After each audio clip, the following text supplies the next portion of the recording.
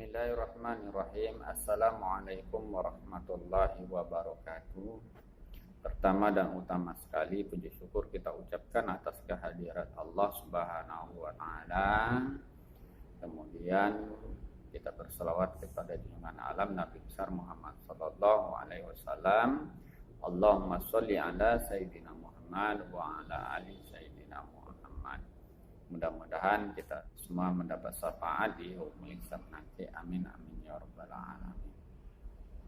Baik anak-anak Bapak semuanya dimanapun berada, sebelum kita masuk pembelajaran kita, ada baiknya kita berdoa kepada Allah Subhanahu wa taala. A'udzubillahi minasyaitonirrajim. Bismillahirrahmanirrahim.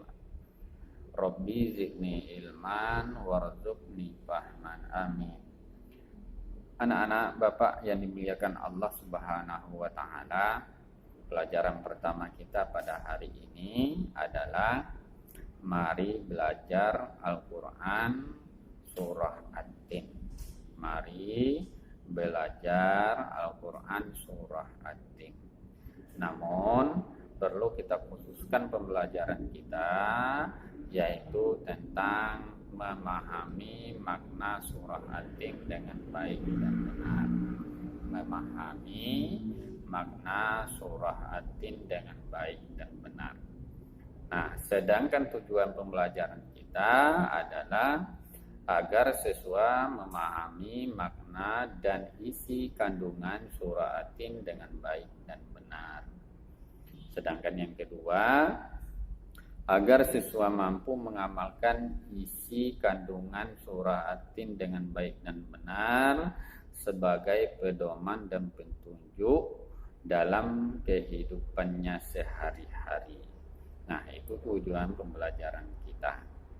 Nah, sebelum kita lebih lanjut, ada baiknya Bapak jelaskan di sini bahwa surah At-Tin ini di dalam Al-Quran terdapat pada urutan ke-95. Jadi di dalam Al-Quran surah At-Tin ini terdapat pada urutan ke-95. Surah At-Tin ini terdiri dari 8 ayat. Nah, surah At-Tin ini terdiri dari 8 ayat. Diturunkan Allah setelah surah Al-Buruj. Setelah surah Al-Buruj dan sebelum surah Al-Quraisy. Jadi surah At-Tin ini diturunkan Allah sebelum surah Al-Quraisy. Nah, surah At-Tin ini kalau di dalam Al-Quran tergolong surah Makkiyah. Tergolong surah Makkiyah karena diturunkan Allah sebelum Nabi Muhammad sallallahu alaihi wasallam hijrah dari kota Mekah menuju Madinah. Sedangkan kata At-Tin sendiri itu diambil dari ayat yang pertama yang berarti buah tin. Paham anak-anak ya? Baik. Mari kita dengarkan bacaan surah At-Tin berikut. Bismillahirrahmanirrahim. Wat-tini waz-zaytun wa turi sinin wa hadzal baladil amin. Laqad khalaqnal insana fi ahsani taqwim. ثم رددناه أسفل سافلين إلا الذين آمنوا وعملوا الصالحات فلهم أجر غير ممنون فما يكذبك بعد بالدين أليس الله بأحكم الحاكمين. Anak-anak Bapak yang soleh dan solehah, adapun arti dari surah At-Tin tersebut, yang pertama demi buah tin dan buah zaitun. Pertama demi buah tin dan buah zaitun. Yang kedua dan demi Bukit Sinai. Yang kedua, dan demi Bukit Sinai. Yang ketiga, dan demi kota Mekah ini yang aman. Dan demi kota Mekah ini yang aman. Yang keempat, sesungguhnya kami telah menciptakan manusia dalam bentuk yang sebaik-baiknya.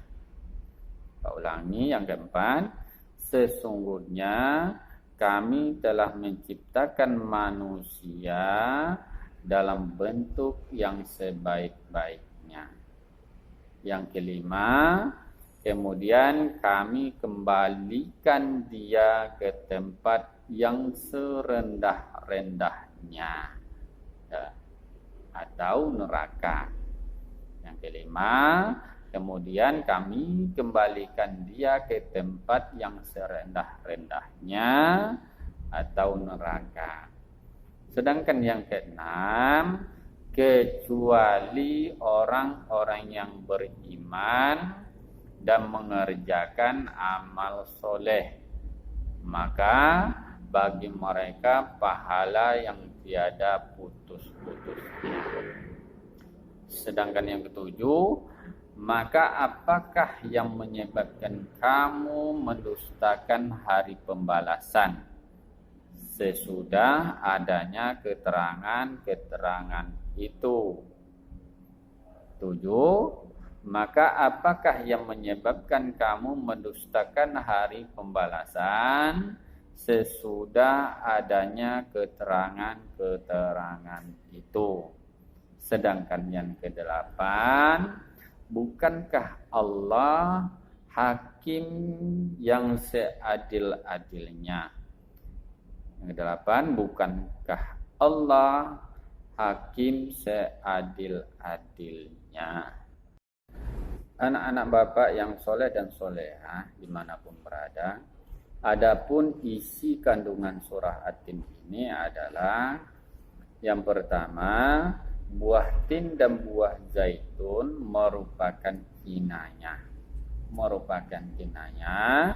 atau ungkapan tentang kota Damaskus, tempat diutusnya Nabi Nuh alaihi salam, dan Baitul Maqdis, tempat diutusnya Nabi Isa alaihi salam. Itu yang pertama. Yang kedua, Bukit Sinai adalah sebuah gunung atau bukit tempat Nabi Musa alaihissalam menerima wahyu dari Allah Subhanahu wa taala. Sedangkan yang ketiga, negeri yang aman yang dimaksud di sini adalah kota Mekah. Yang dimaksud di sini adalah kota Mekah. Sedangkan yang keempat, manusia diciptakan sebagai makhluk yang paling baik di antara makhluk Allah yang lainnya. Sebab manusia memiliki jasmaniyah dan rohaniyah yang bisa digunakan untuk berdiri, berbicara, menuntut ilmu, dan berpikir, dan lain sebagainya. Sedangkan yang kelima, manusia akan berubah menjadi makhluk yang hina dan rendah derajatnya di hadapan Allah. Nah, ini kenapa? Karena manusia itu tidak pandai bersyukur kepada Allah Subhanahu wa taala. Bukankah Allah pernah berfirman, la in zakartum la azidannakum wa la in kafartum inna azabi lasadid. Jika kalian pandai bersyukur, maka Allah akan tambahkan nikmatnya. Akan tetapi jika kalian tidak pandai bersyukur kepada Allah, maka tunggu azab Allah sangat pedih. Nah, sedangkan yang keenam, manusia yang akan selamat dari kehinaan adalah mereka yang beriman bersungguh-sungguh di hadapan Allah dengan cara membuktikan dirinya dengan ibadah kepada Allah dan beramal soleh. Yang ketujuh, melalui Rasulullah Sallallahu Alaihi Wasallam sebagai pembawa risalah dan uswatun hasanah, tentunya kita sebagai umatnya tidak boleh mendustakan ajarannya. Akan tetapi kita senantiasa mengikuti beliau, apa yang diajari beliau sebagaimana yang terdapat di dalam hadis dan Al-Qur'anul Karim sebagai petunjuk buat kita umat Islam. Sedangkan yang kedelapan, Allah adalah hakim yang seadil-adilnya. Allah adalah hakim seadil-adilnya. Nah, semua perbuatan baik dan buruk kita kelak di akhirat nanti, maka Allah lah yang mengadili kita. Sekecil-kecil apapun perbuatan kita ketika di dunia, pasti akan dibalas oleh Allah baik dan buruknya. Baik anak-anak Bapak yang dimuliakan Allah Subhanahu wa taala. Demikianlah pembahasan kita pada hari ini. Mudah-mudahan ada manfaat dan mudah-mudahan ada ilmu yang bisa kita ambil. Dan perlu Bapak ingat dan pesankan di sini, tetaplah beribadah kepada Allah, menjalankan perintah Allah, dirikanlah sholat. Sholat jangan pernah ditinggalkan karena itu merupakan kewajiban kita kepada Allah Subhanahu wa taala. Dan jadilah anak yang soleh dan soleha, jangan pernah melawan, jangan pernah membentak orang tua, apalagi berkata ah. Nah, apabila itu terjadi, maka bisa jadi kita menjadi anak yang durhaka di hadapan Allah Subhanahu wa taala. Mudah-mudahan itu tidak terjadi pada diri kita. Kita selalu bersyukur kepada Allah Subhanahu wa taala. Kita termasuk umat-umat yang beriman dan beramal soleh. Baik, Bapak rasa cukup, lebih dan kurang. Wassalamualaikum warahmatullahi wabarakatuh.